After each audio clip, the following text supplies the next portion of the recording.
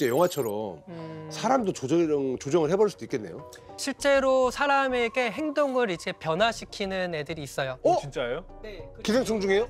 이제 용성충이라고 부르는 드론코쿠스라고 하는 이제 선충이 있는데 영가 씨가 어떻게 들어갑니까? 걔들이 되게 재밌는 생활사를 갖고 있기 때문에 이렇게 곤충의 몸에 들어가는데요. 알로 들어가요? 아니면 긴 채로 들어가요? 처음에는 얘네가 이제 물에다 알을 낳아요. 물에다 알을 낳고 이제 알에서 부활해서요. 부활해서 이제 물벼룩이나 이제 다른 수소곤충이 들어가고요.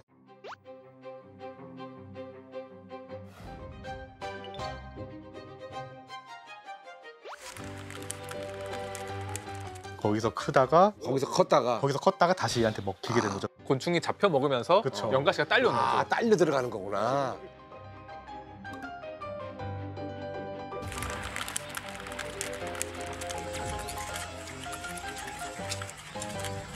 나중에 이제 다시 물에 들어가기 위해서 곤충의 몸을 조종해서 이제 빠져 들어가는 게 사람들에게 되게 공포스러운 거죠. 이제 조정해서 들어가는 거 맞아요? 조종해서 이렇게 진짜 조정해요? 진짜 조종을 합니다. 이제 자살을 시도하면은 배에 이제 항문을 통해서 이렇게 나오는 거잖아요. 연가시가 배에서 쭉 나오죠. 그게 기이한 모습이죠. 그 죽은 다음에 거기서 싹 빠져나와요.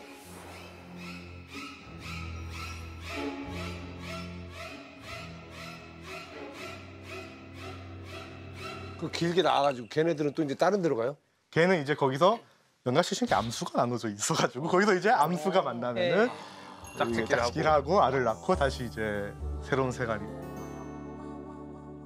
근데 연가시 더 알아보다 더 신기했던 게 어릴 때는 그 장을 이렇게 있다가 네네. 크면은 얘네는 뭐 장도 없고 그냥 표피로 그 피부로 그냥 이렇게 네네네. 저 영양분을 흡수하는 게 전 너무 신기했어요. 네, 진짜요? 그런 기생충들이 있어요. 연가시가 그래요? 네, 연가시도 얼마나 그렇고 그런가요? 특히 숙주의 장에서 기생하는 애들이 장으를 통과해서 숙주가 먹은 영양분을 똑같이 안에서의 장 느낌으로 표피가 이제 제우스 재분비를 하거든요.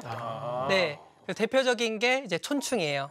우리 몸에서 있는 촌충들이 마치 겉으로 있는 장이라고 생각하면 돼요.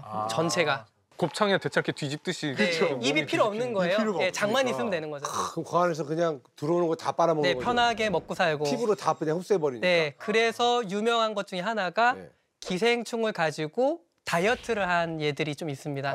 기생충 다이어트. 네네네. 이제 1900년대 초반에 미국에서 유행했었던 다이어트 중에 하나가 촌충 다이어트였어요. 그래서 그걸로 살이 빠졌어요? 네, 생각보다 그 병원성이 약하기 때문에 네. 그냥 속이 좀 안 좋은데 그래 모르고 지나가는 경우가 많다 보니까 실제로 경험해 본 게 유기니에 갔을 때 거기 전혀 못 씻고 계속 지냈거든요.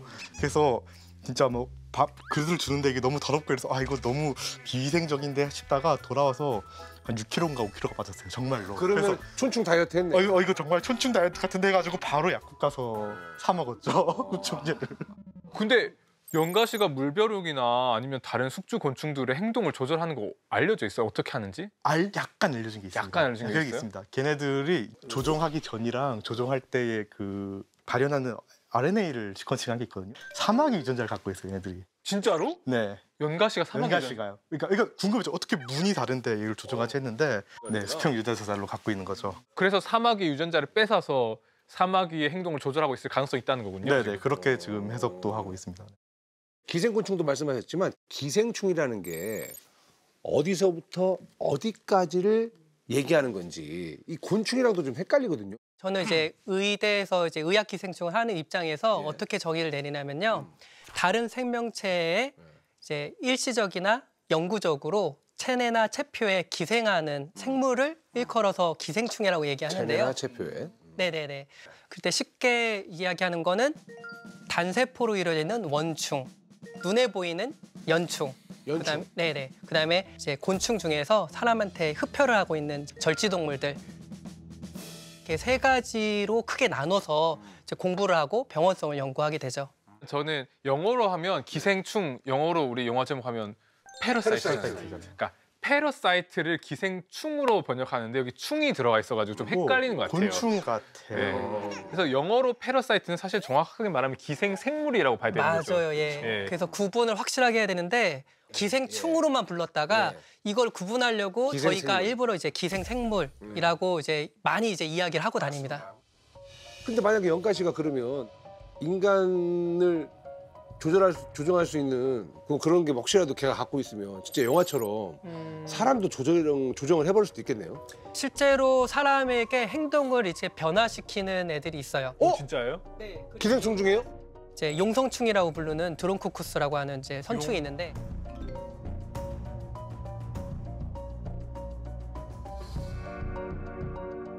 이름이 네. 멋있네요. 그러니까 이름 되게 멋있네. 예쁜 꼬마 선충에 비해서는 훨씬 위험이 있는 이름 네. 같은데.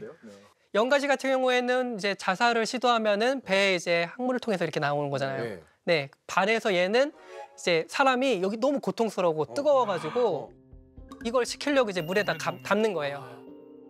그럼 이제 유유하게 이렇게 빠져나가는 건데 와 미쳤다. 그래서 이 그 선충 같은 경우에는 너무 길다 보니까 애매하게 끊어지면은 또 고통스러워요. 아, 그래서 다 나가야 치료법이 되는구나. 있거든요. 이제 젓가락 같은 나무 이 가지로 살살살살 이렇게 돌려서 뺍니다. 그럼 이제 나뭇가지에 계속 감겨가지고 하는데 잘못하면 끊어지기 때문에 거기에서 이제 유명한 의사 거기에서 하는 그 방식대로 하지 징그러워. 않으면 안 되거든요.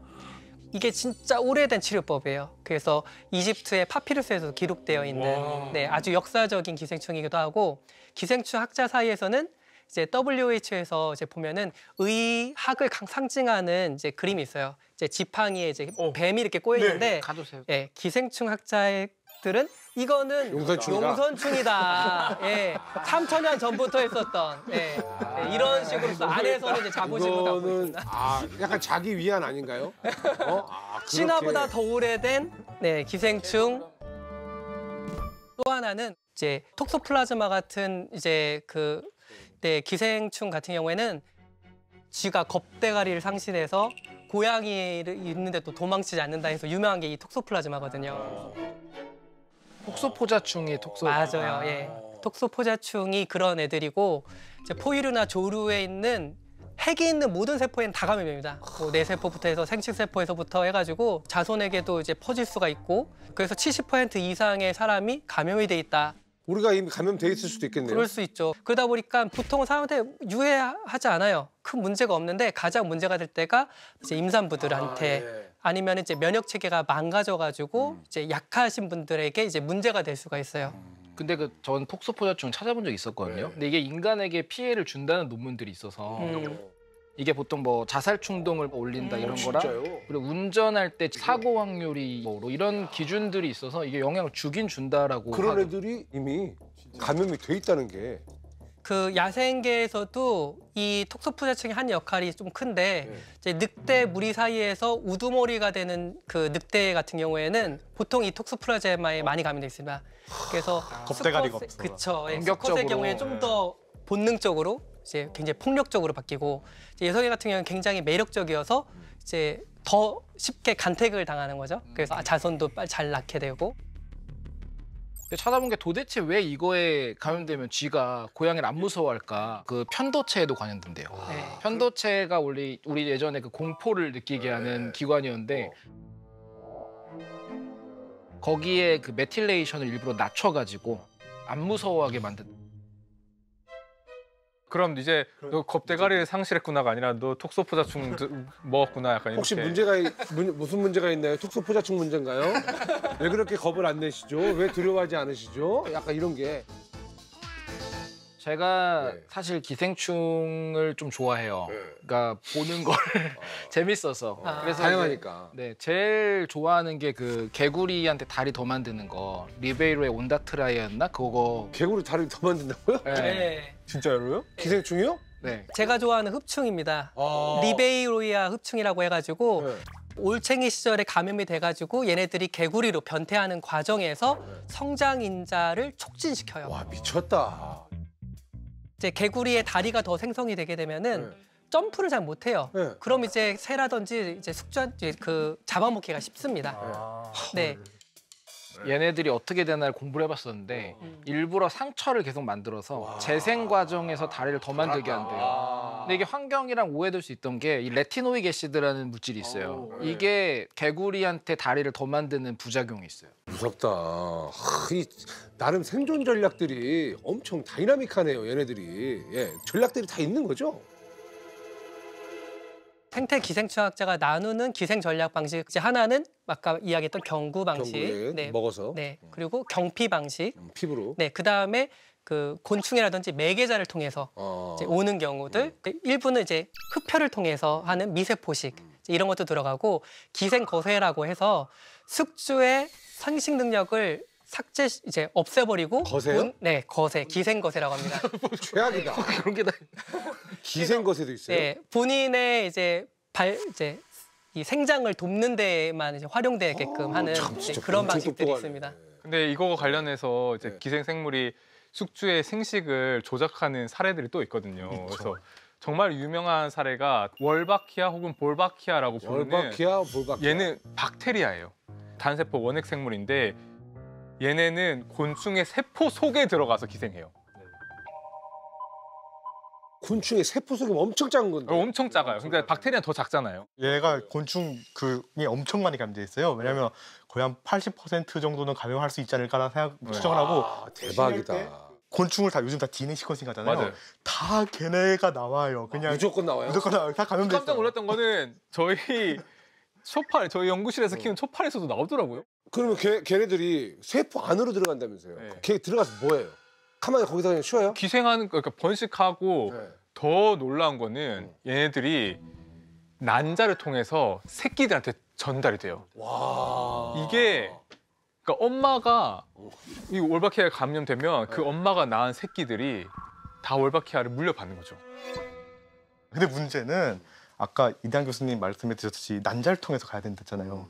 근데 내가 딱 난자를 통해서 이제 그 다음 세대 왔는데 수컷이에요. 너무 받네요.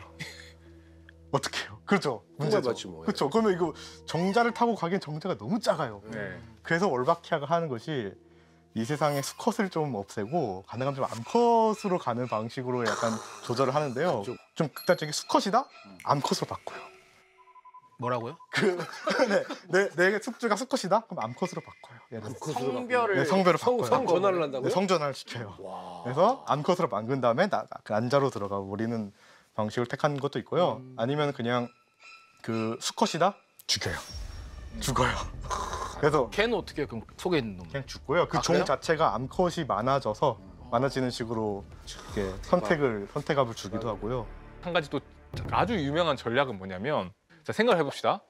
울바키아에 감염된 암컷과 울바키아에 감염된 수컷이 교배를 하면 당연히 새끼들은 다 좀비 감염된 애들이겠죠? 그런데 울바키아에 감염된 암컷과 감염되지 않은 수컷이 만나요. 그러면 새끼들 어떨까요? 다 감염되는 거 아니? 감염되죠.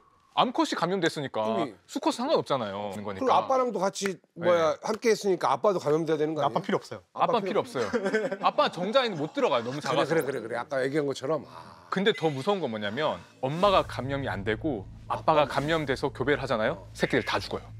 죽어요 그냥? 그냥 죽이는 거예요. 월바키아가 결과적으로 죽이는 건데요. 이게 신술 나서? 왜? 이걸 어떻게 설명하냐면 독과 해독제로 설명해요. 수컷이 감염되면 거기에 정자에 독을 넣는 거예요. 근데 암컷도 감염되잖아요.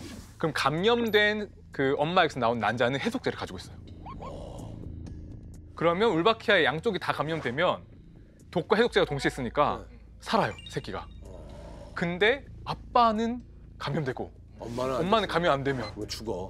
아빠는 독이 있는데 해독제가 없어. 엄마 해독제가 없으니까 죽는 거예요. 그러면 이거는 너무 무섭다. 일단 감염돼야 얘네들은 살겠네요. 그렇죠. 감염이 안 된 새끼들을 제거하는 기작을 울바키아가 쓰는 거예요. 근데 그놈한테 감염된 생명체 많다면서요, 되게. 그래서 많죠. 그래서 이거는 뭐 내가 봤을 때 엄청 퍼졌겠는데요? 근데 볼바키아를 모기한테 감염시키면 원래 그 댕기 바이러스 같은 것들이 모기에 들어가면 여기서 증식을 하거든요. 근데 볼바키아 감염되면 댕기 바이러스 증식을 잘 안 해요.